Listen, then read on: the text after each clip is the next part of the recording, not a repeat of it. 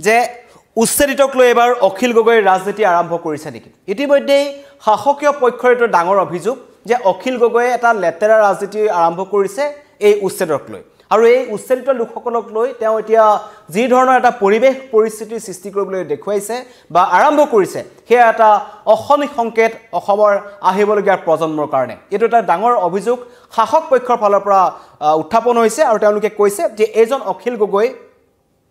একাংশ বাংলাদেশীৰ সমৰ্থন কৰে তেওঁলোকে পূৰ্ববংগীয় মুছলমান যিসকল সন্দেহজনক নাগৰিক আছে তেওঁলোকক সমৰ্থন কৰে আৰু তাৰ কাৰণে তেওঁ বাৰম্বাৰ এই উচ্ছেদৰ বিৰুদ্ধে মাত মাতি আছে কালি মন্ত্ৰী পীযুষ হাজৰিকা এটা মন্তব্য কৰিছিল যে অখিল গগৈ সমগ্ৰ অসমৰ ৰাইজে আৰু এটো সময়ত যদি কবলৈ যাওঁ বিভিন্ন দল সংগঠন আমসু বা একাংশ সংখ্যালঘু সংগঠনক বাদ দি বাকি সকলোৱে কিন্তু এতিয়া এই উচ্ছেদৰ সমৰ্থন কৰিছে বিশেষকৈ উজনি অসমৰ দল সংগঠন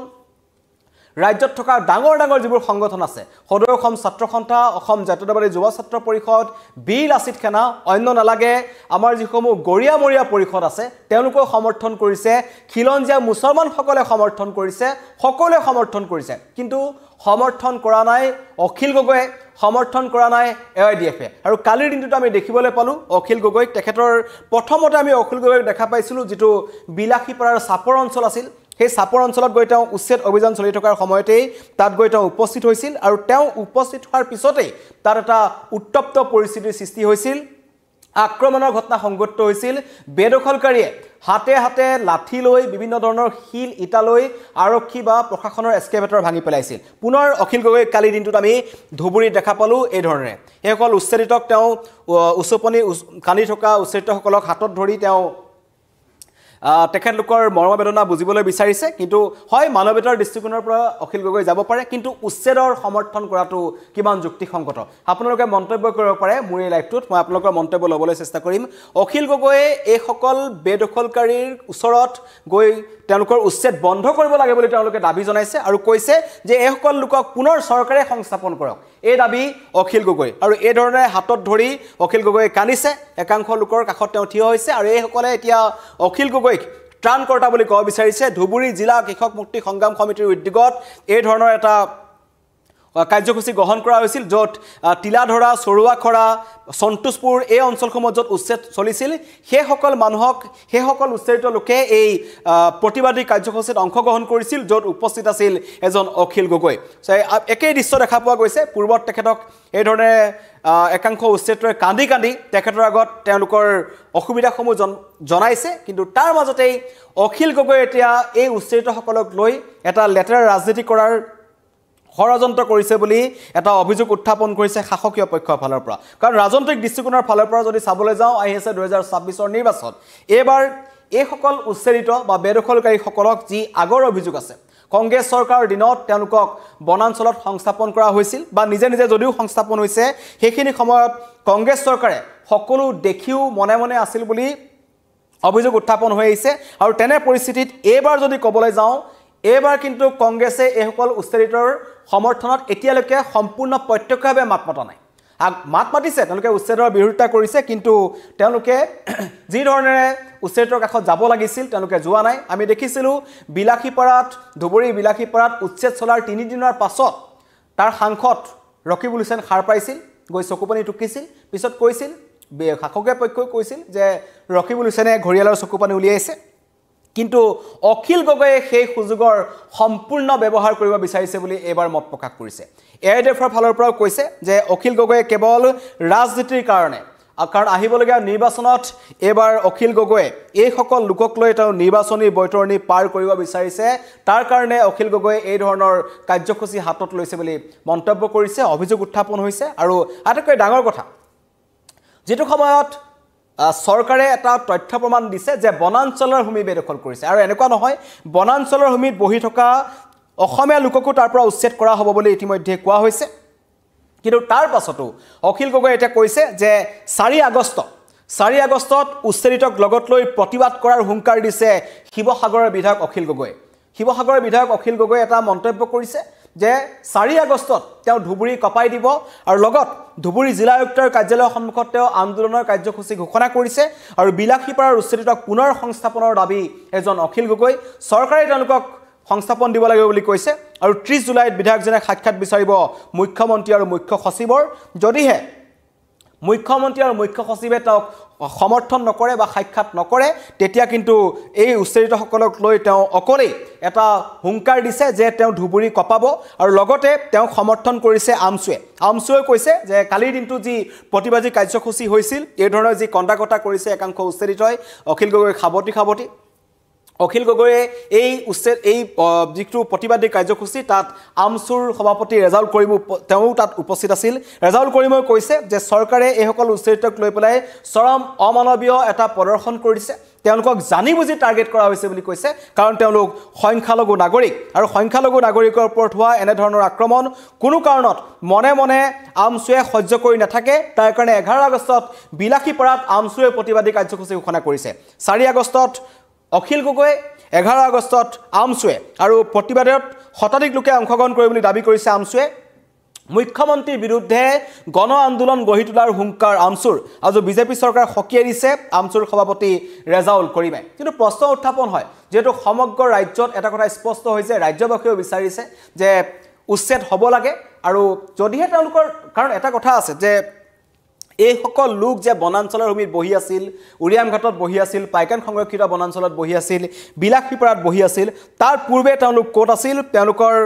তেওঁলোকক কিহৰ কাৰণে তেওঁলোকক কি কাৰণে তেওঁলোকে ইয়াত বহিব লগা হ'ল বনাঞ্চলৰ ভূমি তেওঁলোকে দখল কৰিব লগা হ'ল সেইটো এটা ডাঙৰ প্ৰশ্ন আৰু তেওঁলোকৰ উৰিয়াম ঘাটৰ বা সৰুপথাৰ অঞ্চলৰ বা এই পাইকান সংৰক্ষিত বনাঞ্চলত বহি থকা লোকসকলৰ ওপৰত কিয় ইমান দৰত এজন অখিল গগৈ তাক লৈ প্ৰশ্ন উত্থাপন হৈছে বহুতে প্ৰশ্ন উত্থাপন কৰিছে প্ৰদীপ কুমাৰ হাজৰিকাই কমেন্ট কৰিছে ধুবুৰী জিলা বাংলাদেশ সম্প্ৰসাৰণ মুক্তি সুবিধাবাদী সংগ্ৰাম সমিতি এই ধৰণৰ মন্তব্য কৰিছে যে এটো এটা অভিযোগ উত্থাপন কৰিছে যে এই যেটো কালি যেটো প্ৰতিবাদী কাৰ্যসূচী হ'ল একাংশ বাংলাদেশী নাগৰিকৰ তত্ত্বাৱধানত হৈছে বুলি কৈছে বিৰাল কুমাৰ ৰয়ে লিখিছে যে অখিল গগৈ বিৰুদ্ধে মন্তব্য কৰিছে প্ৰাণজিত দেউৰীয়ে মন্তব্য কৰিছে অচ্যুত দাসে কৰিছে অখিল গগৈ লেতেৰা ৰাজনীতি কৰা নহয় লেতেৰা ৰাজনীতি কৰিয়ে আছে আৰু তেখেতে ইয়াৰ কাৰণেই দীৰ্ঘদিন ধৰি কাম কৰি আছে এই ধৰণৰ মন্তব্য কৰিছে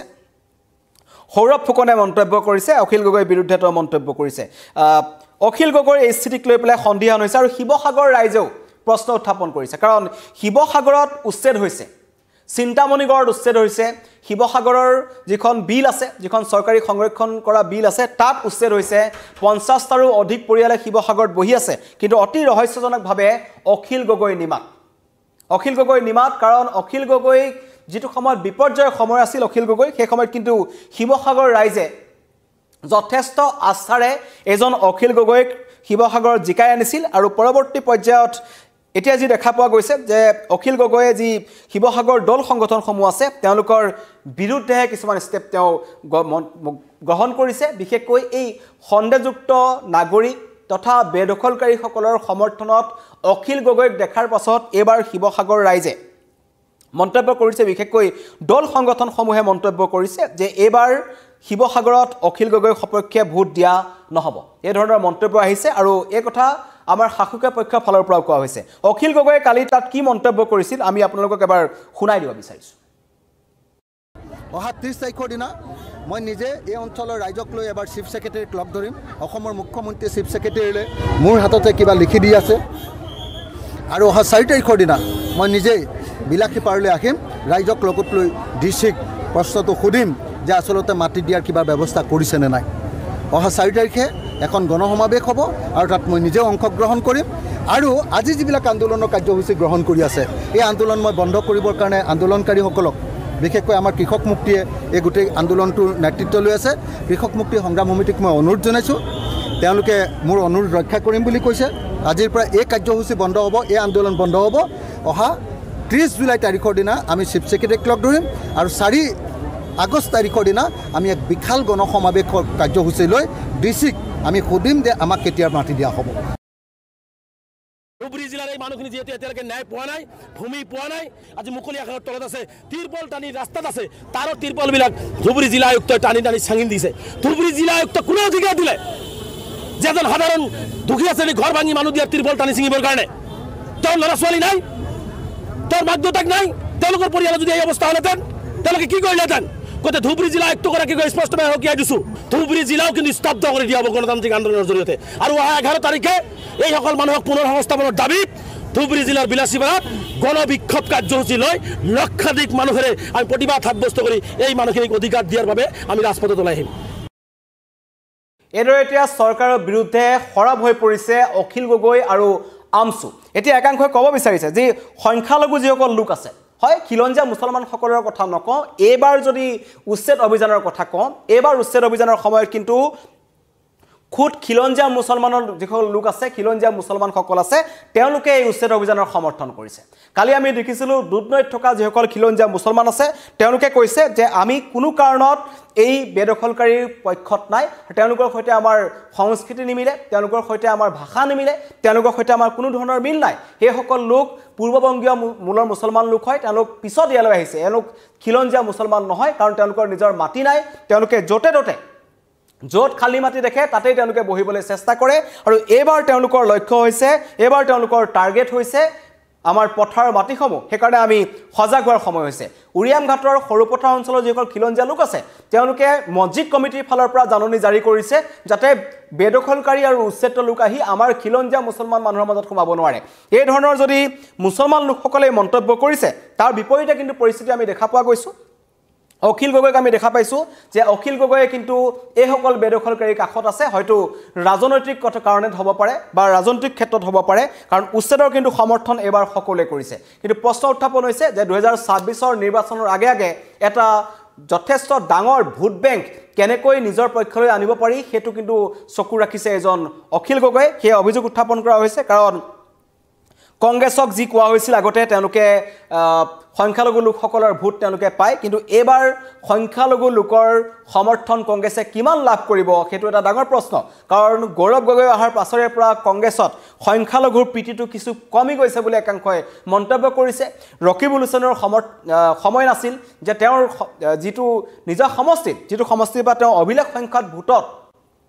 আজমলক পৰাস্ত কৰি তেওঁ জিকি গৈছিল আৰু তেওঁ কৈছিল যে ধুবুৰী তেওঁ ৰজা কিন্তু ধুবুৰীত যেতিয়া উচ্ছেদ অভিযান চলিল তেওঁ 3 দিন সময় লাগিল উচ্ছেদিতৰ কাষত আহি ৰবলৈ আৰু সেই যি তেওঁ এদিন আহিল তাৰ পিছত কিন্তু পুনৰ কোনো কংগ্ৰেছী নেতাক আমি প্ৰত্যক্ষভাৱে তাত দেখা পোৱা নাই অন্য নালাগে আমাৰ এপিসি আমাৰ অসম প্ৰদেশ কংগ্ৰেছ কমিটিৰ যিজন নতুন সভাপতি গৌৰৱ গগৈ নেতৃত্বত অসমত কংগ্ৰেছৰ নতুন চৰকাৰ গঠনৰ সপোন দেখিছে সেইজন গৌৰৱ গগৈ কিন্তু প্ৰত্যক্ষভাৱে এবাৰ উচ্ছেদৰ তেওঁ বিৰোধিতা কৰা আমি দেখা পোৱা নাই বা কংগ্ৰেছৰ অন্য সকলো খুব এটা বেছি বিৰোধিতা কৰা নাই তেনে পৰিস্থিতিত এআৰডিএফৰ দলটোৱে কিন্তু যিমান পাৰে সিমান চেষ্টা কৰিছে কিন্তু বৰদৌৰদিন আজমল অবিহনে এই এআৰডিএফ দলটোৰ শক্তি কিমান সেইটো মই নতুনকৈ কোৱাৰ প্ৰয়োজন আপোনালোকৰ নাই কাৰণ তেওঁ পূৰ্বৰ দৰে ৰাজনীতিত সক্ৰিয় হৈ থকা নাই কাৰণ আমি দেখা পোৱা নাই বৰদৌৰদিন আজমলক এতিয়া ৰাজ্যৰ ৰাজনীতিত তেনে পৰিস্থিতিত অখিল গগৈ তাৰ সম্পূৰ্ণ সুযোগ গ্ৰহণ কৰিবলৈ চেষ্টা কৰিছে বুলি ইতিমধ্যে শাসকীয় পক্ষৰ ফালৰ পৰা কোৱা হৈছে আৰু কালি পীযুষ হাজৰিকাই যিটো মন্তব্য কৰিলে পীযুষ হাজৰিকাই ক'লে যে এই উচ্ছেদ অভিযান যে চলিছে সেইটোত সকলোৱে সমৰ্থন কৰিছে অন্য নালাগে সকলোৱে সমৰ্থন কৰিছে খিলঞ্জীয়া মুছলমানসকলে সমৰ্থন কৰিছে গৰিয়ামৰীয়া পৰিষদে সমৰ্থন কৰিছে কেৱল আমছু আৰু অখিল গগৈয়ে এই সমৰ্থন কৰা নাই তাৰ কাৰণ হৈছে ৰাজনৈতিক অংক এটা লেতেৰা ৰাজনীতি কৰি পেলাই আগন্তুক 2026ৰ আগে এই ধৰণৰ কাম তেওঁলোকে কৰিব বিচাৰিছে বুলি কৈছে আৰু মুখ্যমন্ত্ৰী এটা কথা স্পষ্টকৈ কৈ দিছে যে যোনে যিমানে প্ৰতিবাদ নকৰক কিয় কিন্তু উচ্ছেদ অভিযান অব্যাহত থাকিব অখিল গগৈ এতিয়া 4 আগষ্টত উচ্ছেদিতসকলক লগত লৈ পেলাই উচ্ছেদ অভিযান তেওঁ পুনৰ প্ৰতিবাদ কৰিম বুলি কৈছে আৰু দৃষ্টান্ত আহিছে এই ধৰণৰ দৃষ্টান্ত সাপোৰ্ট আমি দেখিছিলোঁ অখিল গগৈৰ যি সংখ্যালঘু লোকসকলৰ কাষত তেওঁ ত্ৰাণকৰ্তা ৰূপে এতিয়া থিয় হৈছে তেওঁ যিমান পাৰে তেওঁলোকৰ দুখ দুৰ্দশা বুজিবলৈ চেষ্টা কৰিছে আৰু ধুবুৰী কৃষক মুক্তি সংগ্ৰাম পৰিষদৰ নেতৃত্বতে কালি এই প্ৰতিবাদী কাৰ্যসূচী গ্ৰহণ কৰা হৈছিল সেই প্ৰতিবাদী কাৰ্যসূচীত এই বিলাসীপাৰা সাপৰ সন্তোষপুৰ যিমান অঞ্চলত উচ্ছেদ অভিযান চলিছিল তাত উচ্ছেদিত লোকসকলে আহি অংশগ্ৰহণ কৰিছিল আৰু তাৰ পাছৰ পৰিস্থিতি মই দেখুৱাইছোঁ এইদৰে অখিল গগৈয়ে এজন লোকৰ পৰা পৰিস্থিতিৰ বুজ লৈছে কি হৈছে কি নাই সকলো কৈছে আৰু চৰকাৰক কঠোৰ সমালোচনা কৰিছে আৰু তেওঁ এটাই দাবী যে এই সকল লোকক যেনেকৈ চৰকাৰে উঠাই দিছিল তেনেকৈ তেওঁলোকক পুনৰ তেওঁলোকে সংস্থাপন দিয়ক অন্যথা তেওঁ প্ৰতিবাদী কাৰ্যসূচী গ্ৰহণ কৰিব আৰু অখিল গগৈক পূৰ্ণ সমৰ্থন আগবঢ়াইছে